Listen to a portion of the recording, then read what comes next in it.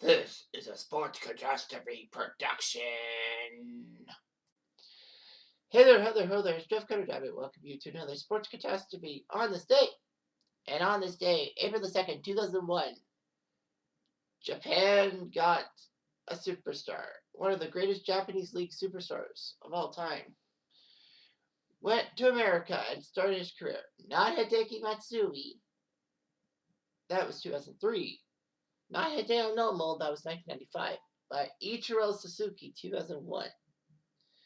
For the Seattle Mariners. Obviously, since Seattle was partly owned by Nintendo in the 1990s, well, that's what they go. Seattle has a big Japanese contingent. Anywho, so the history of Japanese players in Major League Baseball is kind of clouded. In 1965, Japan allowed Murakami to play minor league ball for the Giants. However, the Giants needed him to pitch in their main team.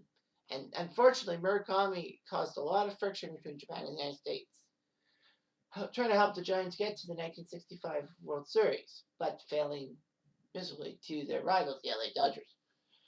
Murakami decided to head back to Japan because, I guess he was homesick and he didn't want to cause a lot of friction. It was such bad press that Japan and the United States Japanese players were not allowed in baseball, Major League Baseball, till Hideo Nomo in 1995. The famous twisting leg motion of Hideo Nomo was big. Japan followed him, and the Dodgers got to the 95 playoffs. In 96, Nomo helped himself get a no-hitter in Colorado, of all places, because, the mile-high air at Coors Field makes it impossible to throw a no-hitter. But Hideo Nomo did it. And the Rockies were no slouches with their hitting. Larry Walker, Dante Bichette, Andres Galarraga, Alice Burks, you name it. Anyhow. But really, Japan didn't really have much. Hideki Rabu tried his luck in baseball in the major leagues with the New York Yankees, but unfortunately, he was the punchline to a famous Franco Sanchez joke. How could you give $12 million to Hideki Arabu? When the fake George Steinbrenner testifies at that trial, this finale of Seinfeld. And then, of course, he went to San Diego and Montreal, didn't do so well. He was called a fat pussy toad by George Steinbrenner. His words, not mine. So basically, Steinbrenner kind of had it right. Irabu was just pathetic in the major leagues. However, one of the greatest Japanese baseball stars, not named Satohara O, was lighting up for the Oryx Blue Wave, and his name was Ichiro. Well, Ichiro Suzuki, but he went by Ichiro. He was a fan favorite in Japan, and it was shocking for fans of the Japanese league that he went over to America to play, and the play he did. So today, on April 2nd, 2001, he made his debut at Safeco Field against the Oakland A's and got a couple of hits in his major league debut. No big deal. Sometimes people do that. But his rookie season was amazing.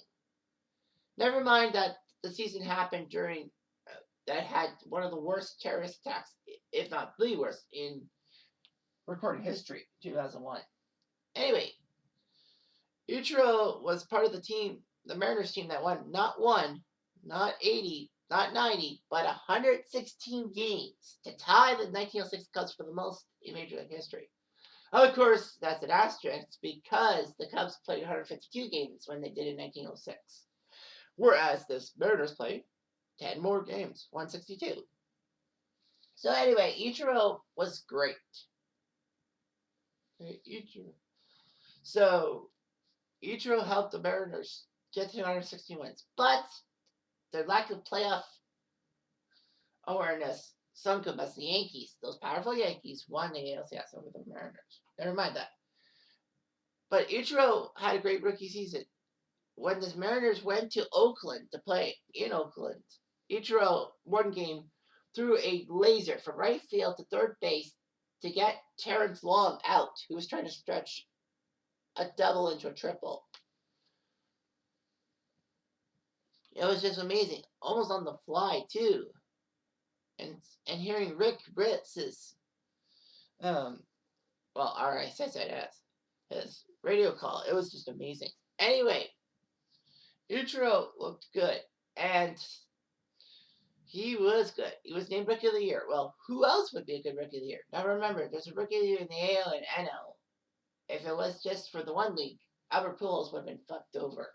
Because Pujols won the NL Rookie of the Year, if memory serves me right. 2001. Anyhow, so and also at this taping, Albert Pujols is going back to St. Louis for one more year. Good move. Excuse me. Regardless, it was huge. I mean, our Pujols coming back to St. Louis, but anyway, Ichiro not only won Rookie of the Year, he won MVP. He was so good, he was named MVP. Not Brett Boone, not Alex Rodriguez, who went on to Texas, and not even Roger Clemens. Anyhow, Ichiro was not the first player to win Rookie of the Year and MVP in the same year, which was shocking because the other guy was Fred Leaping Lynn, 1975 for the Red Sox. Yeah, he was a good rookie, and him and Jim Rice were both rookies. And I feel bad that Jim Rice didn't win Rookie of the Year, but I mean, Fred Lynn was just that much better, and Fred Lynn was named Rookie of the Year and MVP. That's amazing. I mean, Fred Lynn. It would have been funny if Jim Rice was named MVP of the league. I guess 1975 really wasn't much for that. What about Yastrzemski? Why did you give Yaz the MVP? Jeez. But anyway, yeah. So Ichiro made his debut and brought Japanese baseball to the forefront again.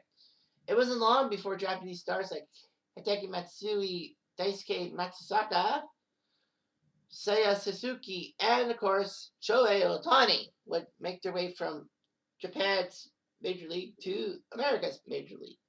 Ichiro holds the record for most professional hits in a career. If you combine his Japan and America records, he even beats Pete Rose's 42.56 in that regard. So, yeah, I think Ichiro's a great player. All that. Too bad I never got.